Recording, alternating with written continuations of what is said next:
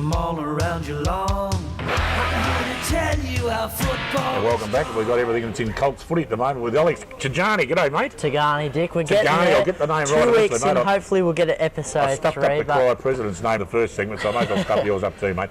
So what's happening with the GDFL clubs, mate? How are they going? Well, we'll go Division 3 first. Belmont Lions. They can't get top spot on percentage, but, you know, Michaeli Harrison, Cody Bacone, former Grovedale player, he's moved to the GDFL. Inspired the boys at Belmont to a win. They're now 3rd on the ladder, but they play against Queenscliff. 7 wins in a row. You hope the GDFL sides can triumph to get that top spot, but I'm not too sure if they can do it. Now, Grubby's not here, is he, Dick? Well, I've been looking at him under the table, mate, but he's nowhere to be found. My best guess is he's already in Werribee because they're going to play Bellpost Hill, or bottom of the ladder in Division 3. Werribee, 3-game losing streak. Bellpost Hill, 7-game losing streak, opposite of their senior sides at the moment. So, you know, I'm tipping Werribee. I'm sure Grubby's probably volunteering or something. He's probably playing. He's small. He could make the final cut, absolutely. He's in the under-10s this Saturday, I think. There you have it. You heard it first here on Channel 31. But also North Geelong, we'll have to talk to Troy in a second because only registered 7 points in their 122-point loss to Port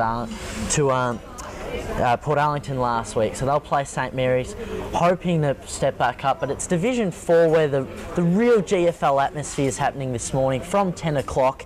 Game of the round, Corio, 9th on the ladder versus East Geelong, 4th. Seniors wise, do we mix it up?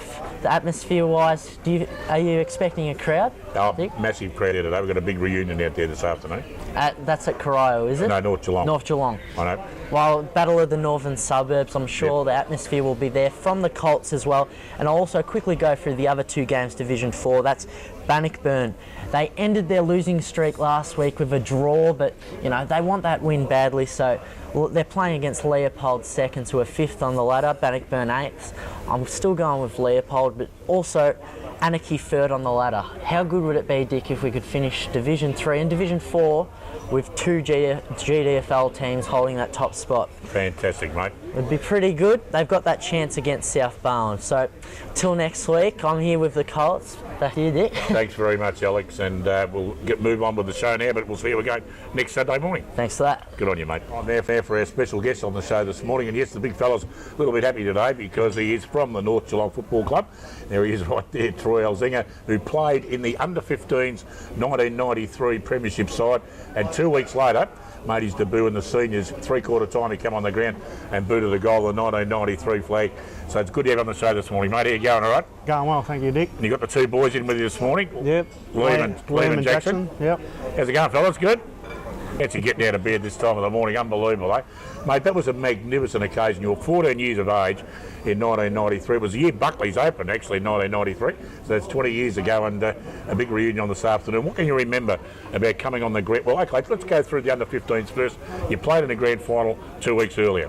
Yeah, 2 weeks earlier, I was captain of the under-15 side. We played against Bellpost Hill out at East Geelong, and pretty sure we won the game by 2 points. Yep.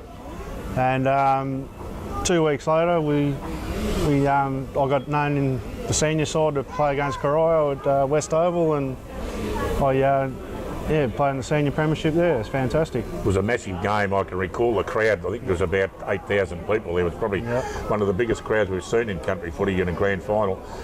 Some of the big name players, and we see some footage of that game on the television now, folks. It was just an enormous day. Simon Vack played in the ruck, and I always remember the opening bounce. Well, it didn't quite get to the opening bounce when Dean Burke and Greg Cockerell decided to match up with each other in a decent old stouch.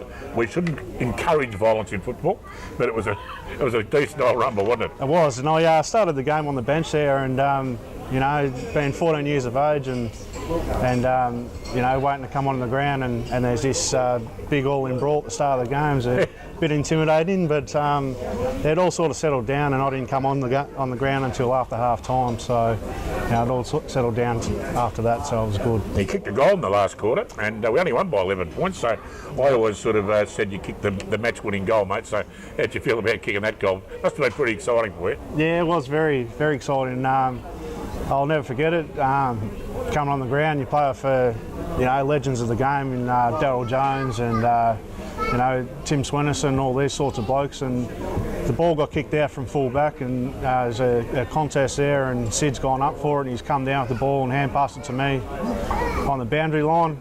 I say I was about 55 out, people say I was about 45 out, so, but yeah, on the boundary line there in the pocket, and slotted through a goal for about halfway through the game, last quarter, and yeah, put us about 10, 11 points up, and we ended up getting up and winning the game, so that was good. Yeah, only me and my dry cleaner knows exactly how excited I was in that last quarter, mate. Now, the coach of the side back in those days, Dennis Hines, I regarded Dennis Hines as probably one of the great coaches of all time in the GDFL. That was his last year at North, his 93 flag, we was back-to-back. He was a good coach, wasn't he?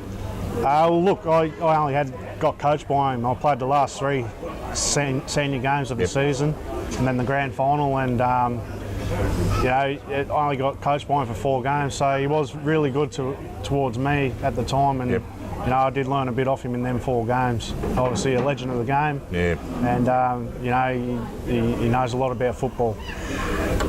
It's now 2013. Troy Elzinga is now basically an active, plays an active role around the club.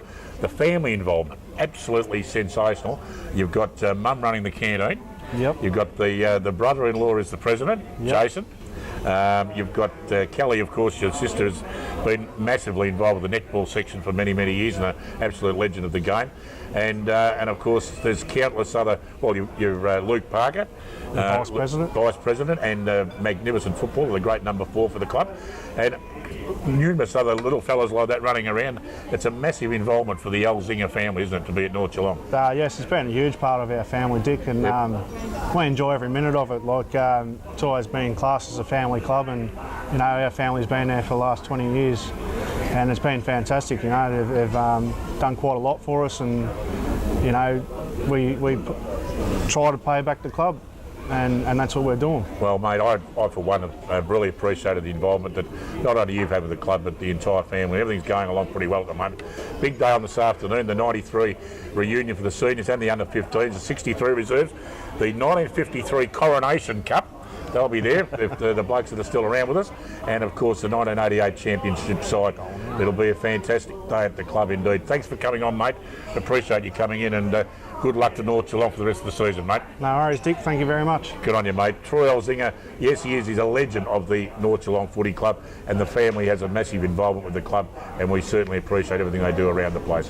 We're going to take a break. When we come back, Eric and I will talk about all the big matches on this afternoon. Back after this. We are the Raiders from all around Geelong. I'm here to tell you how football is strong.